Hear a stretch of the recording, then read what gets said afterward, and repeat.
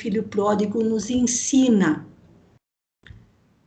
Nós precisamos de humildade e que o amor divino é incondicional. Humildade para reconhecer os nossos erros, tendo certeza de que o amor divino é incondicional e está sempre de braços abertos para aguardar o nosso retorno. Bem assim por cima, tá bom, gente? Outro mostrou que a sua parábola preferida, só pela imagem, já dá para descobrir que se trata da parábola do semeador. No Evangelho de Mateus e Marcos, a primeira parábola que eles colocaram é a parábola do semeador. É a queridinha, é a parábola das parábolas, como se diz. Uma das minhas preferidas também. O que nos ensina, entre muitas coisas, a parábola do semeador? A perseverar no Evangelho e a esperar. Perseverar semeando e esperar que a semente dê flores e frutos. Essa parábola vai ser a primeira que nós vamos começar a estudar, tá bom? É do semeador. Outro escolheu a parábola dos talentos. E a pergunta que não quer calar com a parábola dos talentos é essa: enterrar, como foi aquele que teve medo de usar o único talento e enterrou, ou multiplicar? Qual é a lição que essa parábola nos traz? O que fazemos com os talentos que Deus nos proporciona e a necessidade não somente de multiplicar, mas de compartilhar. E vamos entender por talentos não o dinheiro, né?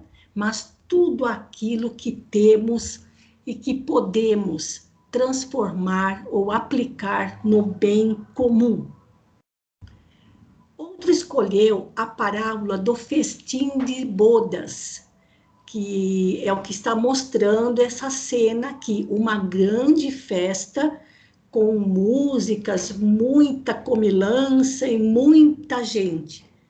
E a parábola do festim das bodas, ela é uma parábola também de difícil interpretação, mas ela traz ensinamentos que não são tão difíceis a gente perceber, porque ela fala sobre oportunidades de crescimento espiritual, mas ela também fala de méritos, que nós só conquistaremos uma posição evolutiva melhor pelo nosso próprio esforço, sabendo utilizar as oportunidades que Deus coloca no nosso caminho. Alguém escolheu a parábola do joio e do trigo. Vejam como são parecidas essas duas gramíneas, porque são tipos de gramas, vamos dizer assim. Elas são muito parecidas e, no entanto, uma é a aparência e outra é a verdade. Então, o joio e o trigo são muito parecidos, mostrando para a gente, ainda no nosso plano, o eterno dilema entre a mentira e a verdade. Mas que, independentemente de elas estarem crescendo e convivendo, haverá uma seleção. E a mentira será sairá de cena de qualquer modo. Essa parábola também traz muitos ensinamentos. Alguém escolheu a parábola da candeia como sendo a sua preferida. A parábola da candeia é uma das mais curtinhas. No entanto, quando nós estudamos a parábola da candeia, eu me lembro, nós demoramos 2 meses para compreender todos os ensinamentos que essa parábola traz. Olha que coisa, gente. Nós não podemos nos prender ao tamanho da parábola, porque ela é muito curtinha. No entanto, quantos ensinamentos, porque não se trata apenas da nossa autoiluminação. A questão é de manter sempre essa luz acesa. Manter sempre acesa a chama do Evangelho na nossa vida. Não é só acender, é manter sempre aceso. Essa parábola é muito bonita. Alguém escolheu a parábola do fariseu e do publicano, que foram ao templo orar, mostrando aqui a nossa postura diante do Criador. O fariseu, mostrando que o que caracterizava a sua postura, até mesmo diante do Senhor, era o orgulho. E o publicano, mostrando que a sua postura era de reconhecimento das suas faltas, humilhando-se perante o Criador. E alguém escolheu a parábola do bom samaritano. A minha preferida das 32 é a que eu mais gosto. A parábola do bom samaritano é muito conhecida, bastante estudada, muitas palestras, muitos palestrantes estudiosos desenvolvendo esta parábola. E ela trata de dois sentimentos. O principal é o sentimento da compaixão perante os necessitados, mas não adianta ter compaixão. Essa compaixão tem que ser ativa, pronta para ajudar. Tá bom, gente? Só para vocês terem uma ideia do que nos aguarda no estudo dessas parábolas. Alguém quer fazer algum comentário antes de continuarmos? Bom, se alguém quiser, depois me fala. Gente, para organizar o estudo das parábolas, nós precisamos de um método, e é aí que eu ainda não sei como vou fazer, porque presencialmente nós tínhamos um roteiro que seguíamos para ir destrinchando as parábolas. Destrinchando de que modo? Primeiro fazíamos a leitura do trecho.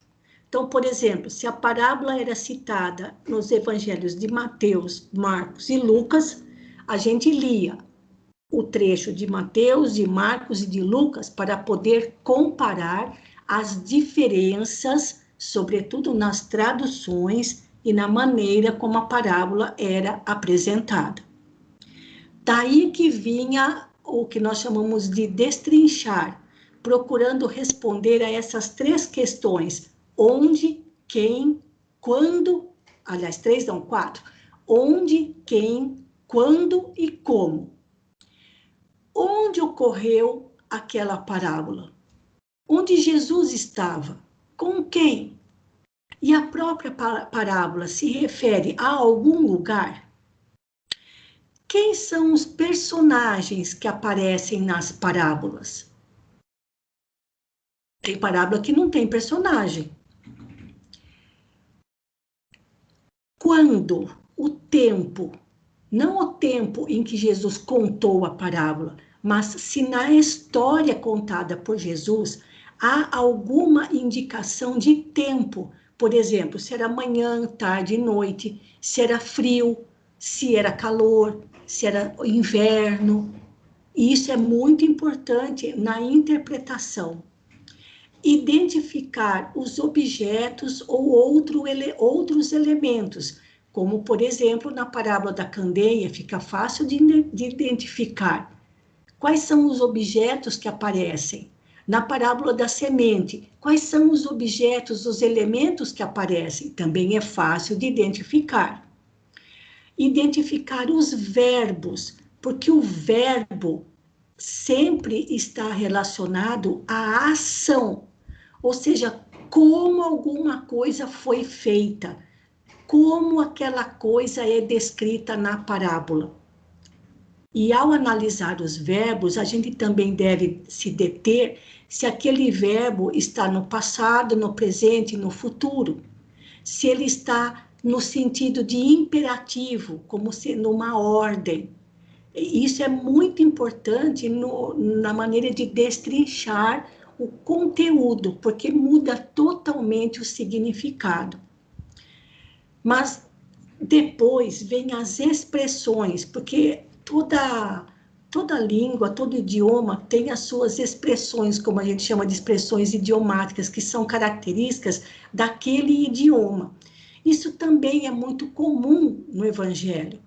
O próprio Cristo usava bastante, por exemplo, o Filho do Homem. Quantas vezes, ao se referir a ele falava Filho do Homem? O que significa isso? E muitas outras expressões. E é aí que nós temos muitas dificuldades, porque nós não conhecemos o hebraico, nós não conhecemos o grego. E há diferenças, sabendo que há diferenças nas traduções, o que pode passar batido para a gente, porque não temos conhecimento dos idiomas e nem podemos ficar nos torturando por causa disso. Por isso a necessidade do material de apoio, porque o material de apoio foi escrito por outros que estudaram e conhecem muito mais do que nós. No caso, Karl Bartholomew, Rodolfo Caligares, Kenneth Bailey e, claro, os benfeitores espirituais. Sobretudo, Emmanuel, Humberto de Campos. Então, nós vamos, Joana de Ângeles, nós vamos usar muito também as obras psicografadas por Chico Xavier, por Divaldo Franco, Raul Teixeira, porque esses benfeitores espirituais que também se dedicam ao estudo do Evangelho ajudam a gente a penetrar no conteúdo escondido do texto. E isso vai ajudar bastante. Então, nós vamos ler também, não somente ler o trecho da parábola no Novo Testamento, mas nós também vamos ler esse material de apoio, como a gente tem feito para quem acompanha a gente na quarta-feira, porque as leituras dos textos de Emmanuel, de Joana de Ângeles e outros ajudam muito na interpretação e na compreensão dos ensinamentos morais por trás de cada passagem. É o que a gente faz, então, a leitura e comentários do texto e do material de apoio. E quando a gente fala trazer o ensinamento para a atualidade, são os comentários. E os comentários de cada um, de quem acompanha, as suas dúvidas, as suas colocações, é que tornam o estudo muito enriquecedor. Ou seja, todos são convidados a participar, porque não vai ser somente eu que vou ficar falando o tempo todo. A partir do momento em que a gente pegar o jeito de como é feito esse estudo, aí sim, aqueles que nunca tiveram oportunidade vão se sentindo mais à vontade de participar com os seus comentários, porque as leituras, a identificação do onde, quem, quando, como, faz com que muitas dúvidas venham à tona. E nós vamos ter que arrumar uma maneira de fazer isso via Skype, não é? Porque nós não estaremos juntos presencialmente. Então, isso vai ser, no caso, para mim, um tanto quanto desafiador. Mas como a gente já tem o nosso estudo de quarta-feira, só que na quarta-feira nós estamos em passagens diferenciadas. E no caso das parábolas, a gente tem muito para dizer, a gente tem muito o que destrinchar em cada texto. Não sei se vamos conseguir fazer exatamente como fazemos presencialmente, mas vamos tentar, tá bom? Enfim, a respeito disso, alguém quer fazer algum comentário? antes de passarmos para um outro texto aqui que a gente vai mostrar para vocês. Gente, depois, sabe-se lá, depois de quanto tempo, não sabemos quanto tempo vamos levar para estudar novamente as 32 parábolas, aí sim, eu já deixo esse grande desafio para vocês, descobrir qual é a sua parábola favorita. Mas não é só descobrir, tem que explicar por que que é a sua parábola favorita, tá bom? Fica aí esse recadinho para cada um, então. Eu vou trocar de texto agora, porque outro material que eu vou mandar para vocês é esse aqui, olha. A relação com todas as parábolas. Olha lá, até lá embaixo, olha. 32, tá? A primeira parábola é a do semeador. Então, vejam, cada uma já tem certinho onde aparece, o que vai facilitar bastante que facilita bastante o nosso estudo. Então, por exemplo, a parábola do semeador é citada nos evangelhos de Mateus, Marcos, Lucas e também no Evangelho segundo o Espiritismo. Então, como é que fazíamos na quarta-feira? Nas quartas-feiras, quando começamos a estudar as parábolas, em 2013, 8 anos atrás, hein, gente?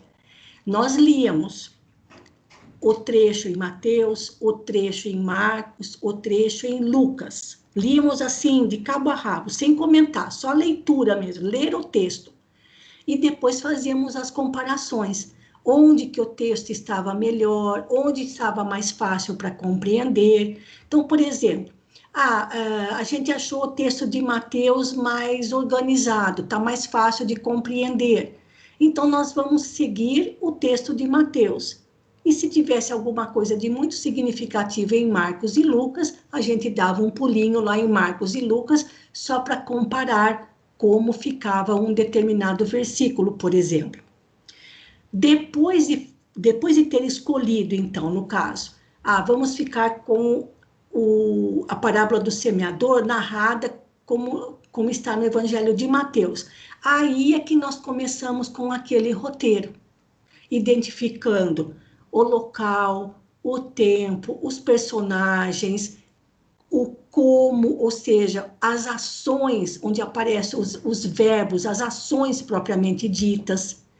E depois de ter feito tudo isso, depois de fazer todo aquele levantamento, e claro, nesse levantamento do quem, como, onde, quando, apareciam muitas dúvidas, muitas colocações, e é isso que torna o estudo extremamente enriquecedor. Aí nós começávamos as leituras. No caso, como Kardec trabalhou com a parábola do semeador no Evangelho segundo o Espiritismo, fazíamos a leitura lá no Evangelho segundo o Espiritismo, comentando, enfim. E depois de tudo isso, passávamos as leituras nas obras complementares. Karl Schutel, no livro Parábolas e Ensinos de Jesus, fala dessa parábola. Então, a gente ia ler o que Karl escreveu a respeito. Depois líamos o do Rodolfo Caligares. Depois buscávamos mais alguma obra onde a parábola aparecesse, se tivesse. E depois os textos de Emmanuel, Joana de Ângeles, onde essa parábola surgisse, não integralmente, mas alguns versículos. Ou seja, gente, às vezes para estudar uma parábola, como eu comentei com vocês, no caso da parábola da candeia, que é minúscula, nós demoramos 2 meses. Então, é um exercício para os ansiosos, de não ter pressa de terminar, porque a gente perde muito se a gente tiver pressa de encerrar e passar logo para a parábola seguinte, tá certo? Então, talvez uma ou outra parábola aqui eu tenha cometido, às vezes, algum erro de digitação, mas isso aí, na hora que a gente for utilizar, a gente vai corrigindo. Outra coisa, eu vou projetar os textos na tela, de Marcos, Mateus, Lucas, mas seria interessante também, para quem tem o Novo Testamento, ficar com esse livro em mãos, porque as diferenças nas traduções também ajudam bastante, são enriquecedoras, para que a gente possa desenvolver mais ainda o tema. E como eu também já havia comentado no comecinho dos nossos estudos, para que cada um tivesse ali o seu caderninho de anotações, para ir registrando aquilo que for possível para a gente ir colocando no nosso roteiro de estudos para essas parábolas, porque senão, gente, se não tivermos um roteiro, a gente se perde, porque a quantidade de informações é muito grande. E como nós também não somos estudiosos aprofundados do Novo Testamento, estamos longe disso, porque há pessoas que se dedicam uma vida inteira se debruçando sobre esses estudos. Nós precisamos buscar o suporte daqueles estudiosos que conhecem mais do que nós. Mas para tudo a gente tem que ter um método, porque senão a gente acaba se perdendo, o estudo fica cansativo, fica desmotivador e as pessoas acabam desistindo, tá bom? Eu espero que a gente tenha, assim, bastante inspiração, porque para mim vai ser bastante desafiador nesse sentido, não no sentido de projetar os textos, nada disso, mas justamente na hora da gente começar a fazer, seguir dentro do possível aquele nosso roteiro para ajudar a compreensão de cada parábola, tá certo? Nós ainda temos um tempinho, alguém quer fazer alguma colocação?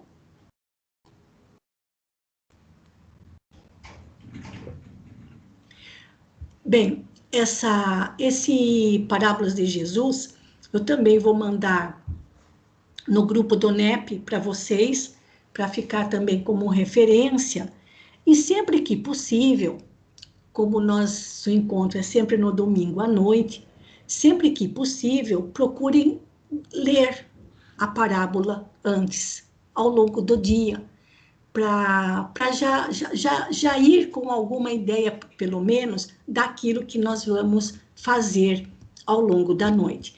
Algumas parábolas são bem conhecidas e outras são totalmente desconhecidas. E vejam, gente, como tem material de estudos. 32 parábolas. Como Jesus foi mestre. E é isso que nós vamos ver. Se conseguirmos seguir aquele roteiro, ajudando na compreensão dentro da nossa capacidade das palavras de Jesus. Tá bom? Eu acho que não me esqueci de nada. E se alguém tiver algum comentário a fazer, eu vou abrir de novo aqui o texto da metodologia. Opa, só aqui, ó. Esse roteiro, aliás, o quem, quando, onde, como, nós temos um roteiro no Word mesmo, um texto que a gente fazia. Eu vou também dar uma trabalhada nele, que faz tempo que eu não dou uma olhadinha nele, e conforme for eu também mando para vocês. Assim, quem quiser imprimir também, para que tenha possibilidade de imprimir, ou mesmo, aliás, nem precisa imprimir, gente, mas no seu caderninho que tenha de anotações, pode ir seguindo aquele roteiro, facilitando assim o estudo, tá certo? Então, eu vou fechar aqui a apresentação, voltando aqui para o nossa página do Skype. Malu? Oi, pois não. Fale. Boa noite.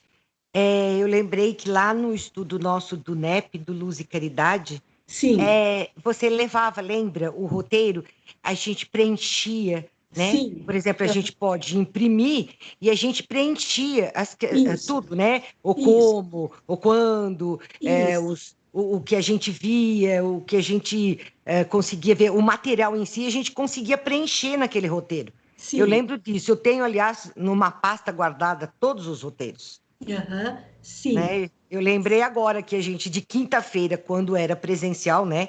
A gente aham. fazia isso lá no Luz e Caridade. Isso, do nosso também, lá no nosso, lá no Allan Kardec, a gente também seguia muito esse roteiro que ajuda bastante a gente. Então, embora, deixar bem claro, tá, gente? Não é, esse roteiro, na verdade, tem uma página só, mas não é preciso imprimir. Para quem quiser, né, para quem tiver um caderninho, pode ir anotando num próprio caderninho, mas seguindo as perguntas que aquele roteiro vai colocando para ajudar a gente a organizar mais o nosso estudo, tá É bom? o que a gente fazia lá mesmo. Isso, A gente tá anotava certo. alguma coisa no roteiro e colocava no caderno à parte as outras Isso, coisas isso. maiores que no roteiro nem caberia mesmo, né? Não, exatamente. Às vezes É, tem ali o espaço era meio apertadinho, né? exatamente, exatamente, é Isso. isso mesmo. Então tá joia. Obrigada de ter lembrado, Conceição. Mais alguém quer fazer alguma colocação? Aqui eu tenho a amiga Celina, que também participa com a gente lá do nosso NEP do Allan Kardec, e eu sei também que ela também tem tudo bastante organizado. Vou contar com a ajuda dela também, porque eu sei que ela anota bastante, e assim também conto com você, viu, Celina? De ajudar a gente aqui nas colocações, deixa ela com a sua pastinha ali do lado, tá bom? Com certeza, bem, com certeza. Tudo eu tenho anotado na medida do possível, mas com absoluta certeza. Eu só tenho a aprender. É como você fala, cada vez que a gente estuda, que a gente lê, é de uma forma diferente, de uma forma mais profunda, com outro olhar. Então, claro que vai trazer à tona todos os meus apontamentos, mas tenho certeza que vão ser acrescentados e muito. Muito obrigada pela oportunidade, Maruísa. Muito obrigada. Ah, mas vou contar com você, com certeza, viu? Porque a gente é tanta coisa que a gente acaba esquecendo sempre. Então, tá bom, gente. Hoje nosso conteúdo terminou um pouquinho mais cedo e se alguém não tiver mais nada para falar, que não tenha mais nenhum comentário, a gente já pode partir aqui para o nosso encerramento, tá bom? Agradecendo sempre a companhia de vocês. Então, para a gente poder fazer a nossa finalização, eu vou pedir para a Rosana fazer a nossa prece. Hoje a Rosana é a nossa amiga aqui, esposa do Matias, ela está lá em Portugal. Então, mande suas vibrações para nós, além do oceano, Rosana, por favor. Tá bem, Maruísa.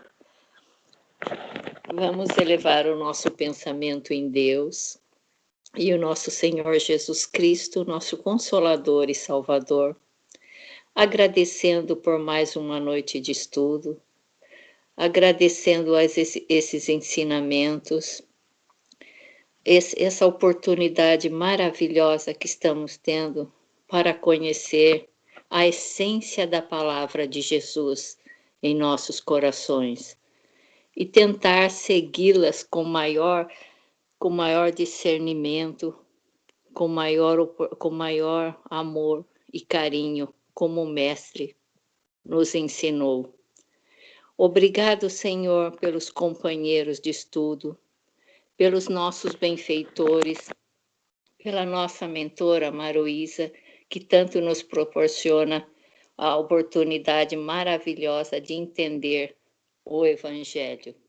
Obrigado, Senhor, pela chuva, pelo dia, pela oportunidade de vida que nos tem dado. Obrigado, Senhor, por tudo.